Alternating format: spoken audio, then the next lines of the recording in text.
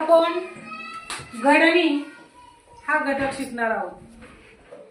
तर आपल्याला स्पर्धा परीक्षेला या घटकावर आधारित एक प्रश्न येत असतो आणि सोपा असतो प्रश्न, त्यामुळे त्या प्रश्नाचं उत्तर आपल्याला सहज कमी वेळेमध्ये निघलं पाहिजे। त्यासाठी पहा, जशा आपण इतर व्हिडिओमध्ये ट्रिक क्लुप्त्या आहे की नाही याचा वापर करून तो घटक समजून घेतलेला आहे, तसाच याला देखील एक ट्रिक आहे, एकदम सोपी। पहा, तर तुमच्या समोर एक उदाहरण दिलेलं आहे आणि त्या उदाहरणामध्ये चौरस घेतलेले आहेत।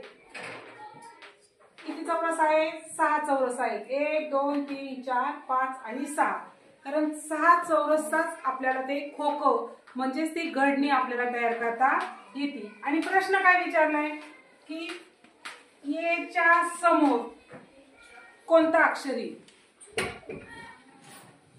लगेच तुम्हाला काय वाटेल, असं केलं की लगेच बी येईल का काय? पण पहा, यासाठी एक ट्रिक आहे।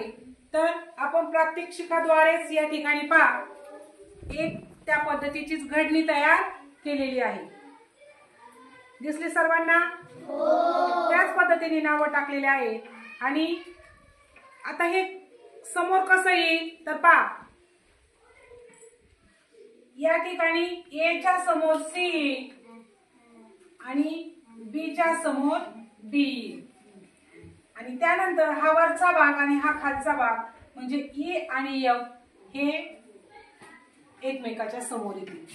फक्त एक अक्षर सोडून काय करायचंय, पुढचं अक्षर घ्यायचंय त्याच्या समोर। आता पहा, या प्रात्यक्षिकाद्वारे आपण या ठिकाणी पाहू। हे पहा, या ठिकाणी ए दिसतोय सर्वांना? आता पहा, हा असं केल्यानंतर आपल्याला या ठिकाणी पहा, आता ए आहे इकडे, कोणता आहे? ए च्या समोर कोणता आलाय? हा सी आलाय का? सी इथं। त्यानंतर बी दिसतोय का? बी हो। बी च्या समोर कोणता आलाय? डी, म्हणजे या ठिकाणी बी च्या समोर डी आलाय। त्याच्यानंतर हा वरचा भाग आहे ई असा फोल्ड केला आणि त्याच्या खालून आपण कोणता घेतलेला आहे? एफ।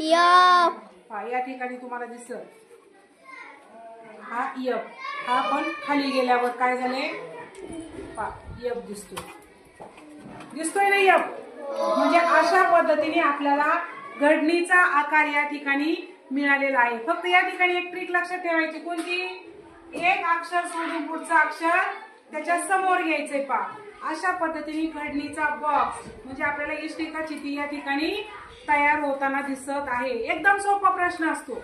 आपण काय करतो चूक, याच्या समोर लगेच हे घेतो, असं वाटतं की वर गेले की लगेच तो अक्षर येते, पण नाही, त्याच्यामध्ये एक अक्षर सोडून दुसरं अक्षर घ्यायचंय आणि जी वरची बाजू आहे ती खालच्या बाजूच्या समोर येईल। पहा, या ठिकाणी ई आहे वरती बाजू, त्याच्या खाली काय आलंय? एफ आलेला आहे। म्हणजे अशा पद्धतीने पहा, ही घडणी तयार झाली, वरची बाजू वर राहिली आणि खालची बाजू खाली राहिलेली आहे। कळालं? लक्षात आलं सगळ्यांच्या? म्हणजे घडणीवर कुठलाही प्रश्न आला तर तुमचा चुकता कामा नये। याच्यामध्येच आणखी काय असतात? चौरस असतात, नंतर आयत असतात। घडणीचा दुसरा काही वेगळा प्रकार नाही। फक्त एक गोष्ट म्हणजे एक अक्षर सोडून पुढचा अक्षर त्याच्या समोर घ्यायचंय। हा प्रश्न तुमचा चुकणार नाही म्हणजे नाही, फक्त कन्फ्यूज व्हायचं नाही। समजलं सगळ्यांना?